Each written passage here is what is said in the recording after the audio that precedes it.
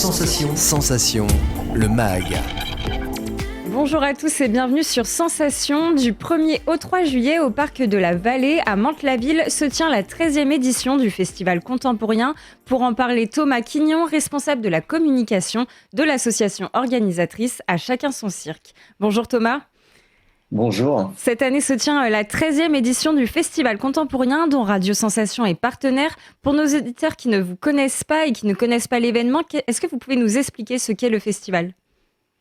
Alors le festival, c'est 3 jours d'art de rue et de musique, donc concerts à Mantes-la-Ville et aussi en itinérance sur le territoire de la GPSO. Donc on essaye de mettre en avant des groupes aussi bien locaux que un peu plus de renommée, des groupes internationaux et des artistes surtout d'art de rue pour se produire dans l'espace public et surtout au Parc de la Vallée pendant 3 jours. Alors, le festival revient après 2 ans d'absence pour cause de pandémie. On imagine que cette année est particulière pour vous. L'événement a dû manquer aux artistes et aux festivaliers. Quelles sont les particularités cette année, Thomas ? Alors, les particularités cette année, c'est que nous avons sur notre programmation en fait pas mal de groupes locaux ou émergents qui sont issus en fait d'un tremplin musical qu'on organise au mois de janvier.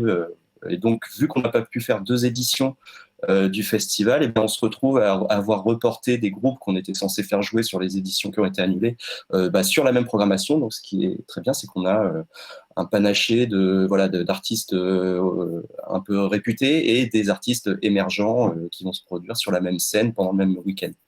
Au programme donc de la musique, des arts de rue, quels sont les artistes qui seront présents pour cette 13e édition ? Alors, en tête d'affiche, nous avons cette année Asian Dub Foundation, qui est un groupe qui est réputé depuis une vingtaine d'années, si je ne dis pas de bêtises, sur la scène internationale. Nous avons aussi La Caravan Pass, un groupe français qui tourne pas mal aussi, et des Anglais de Buffalo's Wake qui viennent du Royaume-Uni et qui nous font le plaisir de venir chez nous. Et puis, plein d'autres, Tooten Club, Pat Brapad, Fun Fiction au niveau de la musique. Et 6 compagnies d'art de rue également. Alors, on reviendra après sur les arts de rue. Oui. Vous nous l'avez dit, donc des groupes qui sont connus et d'autres qui sont émergents, encore inconnus du grand public. Pourquoi c'est important pour vous de valoriser tous les artistes ? Alors les têtes d'affiche, évidemment, comme n'importe quel festival, pour nous c'est important d'en avoir pour attirer du monde, mais c'est surtout pour nous un moyen de faire venir des gens découvrir des artistes qui sont soit des artistes locaux qu'on a envie de mettre en avant, soit des artistes émergents de la région ou autres, pour pouvoir donner justement la possibilité à des groupes qui démarrent ou qui existe depuis peu, d'avoir la possibilité de se produire sur une scène devant un vrai public. Donc c'est pour ça qu'on a mis, je t'ai déjà évoqué, en place un tremplin musical pour pouvoir découvrir des nouveaux artistes et surtout ceux qui rencontrent le tremplin, leur proposer de se produire dans des conditions professionnelles. Ce qui est un des objectifs de notre association, c'est de valoriser la pratique de la culture, enfin les pratiques musicales et aussi au niveau de l'art de rue, mais de pouvoir proposer à des artistes qui commencent de se produire et peut-être de devenir eux-mêmes professionnels un jour. Alors, le festival met à l'honneur l'art sous toutes ses formes. Des spectacles sont également proposés. Le samedi 2 juillet, par exemple, on a le collectif La Tambouille qui propose le spectacle Murmure des étoiles.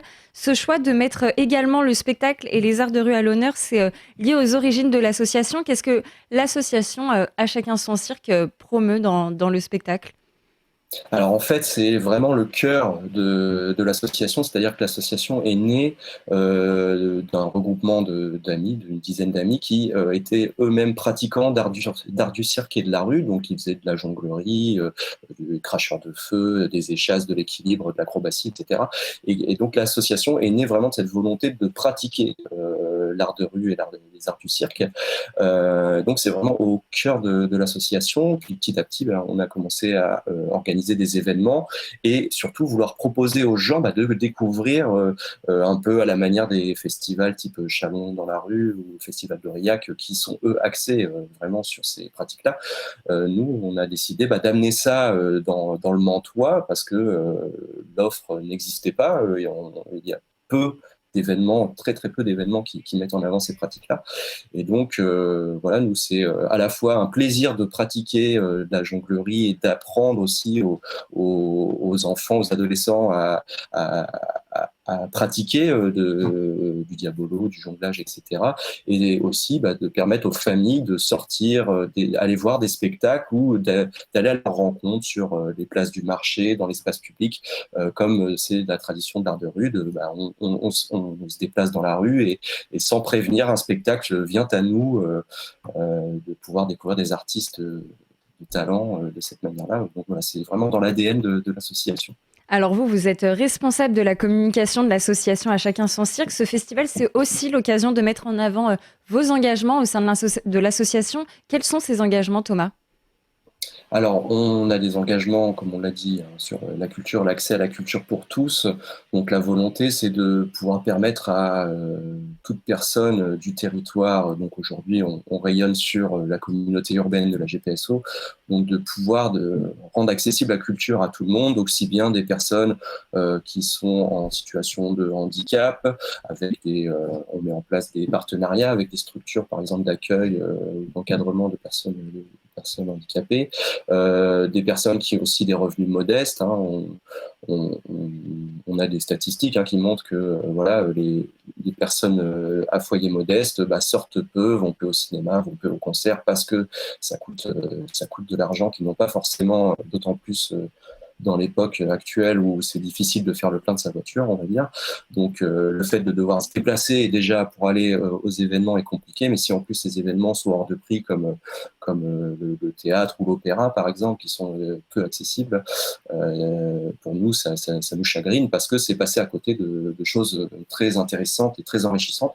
Donc notre pari à ce niveau-là, c'est de dire la culture, essayons de la rendre accessible au maximum en organisant des événements qui soient, tant qu'on peut se le permettre, qui soient gratuits ou en tarif libre, ce qui permet à ce que les gens qui ont les moyens, eux, donnent à hauteur de ce qu'ils peuvent donner, ce qui permet de faire entrer des personnes gratuitement sur des événements.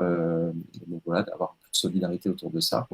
Ensuite, on va avoir des engagements au niveau écologique, c'est-à-dire qu'on essaie de minimiser l'impact de notre événement sur la nature, quoi, donc de minimiser l'empreinte carbone, on va dire, et les déchets, etc., etc. Je pense qu'on va y revenir un peu plus. Et justement, sur cette question de l'écologie, donc de nombreux festivals se sont mis un petit peu à la tendance, si on peut dire, de rendre les festivals plus verts. Est-ce que vous avez mis des choses en place particulières pour ce festival, pour le rendre plus respectueux de l'environnement ? Alors pour nous, c'est pas quelque chose qui est nouveau, c'est-à-dire qu'on a toujours en fait été dans cette volonté de se dire on a un festival donc qui va engendrer derrière un impact au niveau écologique, parce qu'on va réunir du monde, que ce soit la centaine de bénévoles qui sont présents pour nous donner un coup de main, ou le public, qui est donc des milliers de personnes qui viennent à un endroit à un moment donné sur 3 jours. Derrière, ça va générer des déchets, ça va générer du plastique du plastique donc qui soit va être jeté, soit au mieux va être recyclé, etc., etc. Donc nous, ça fait des années qu'on a mis en place l'utilisation de toilettes sèches, par exemple, déjà pour diminuer la consommation d'eau. On essaye d'avoir une consommation d'eau qui est raisonnée aussi bien pendant le montage, le démontage que l'exploitation, donc pendant l'ouverture au public, de faire attention à ça et de faire de la prévention par rapport à ça.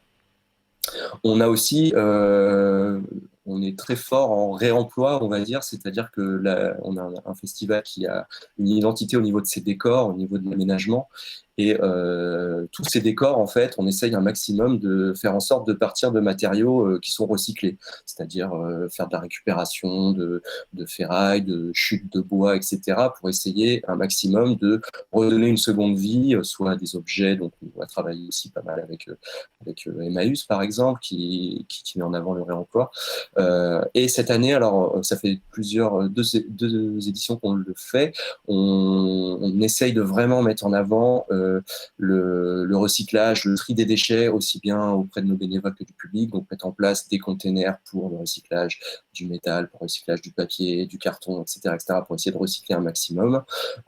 Cette année aussi, nouveauté, on met en place un système de gourdes plutôt que d'acheter des bouteilles en plastique pour toute la période de montage, Pour les artistes, tant que c'est possible, parce que c'est un peu compliqué aussi avec les artistes qui ont certaines demandes qui exigent de l'eau minérale en bouteille, etc. Mais on essaye au maximum de simplement utiliser de l'eau du robinet dans des récipients réutilisables. Merci Thomas. Et on rappelle que donc, les festivaliers pourront découvrir toutes ces installations du 1er au 3 juillet. Merci d'avoir été avec nous sur Sensation. Et pour revoir ou réécouter cette émission, rendez-vous sur notre site et l'application Radio Sensation.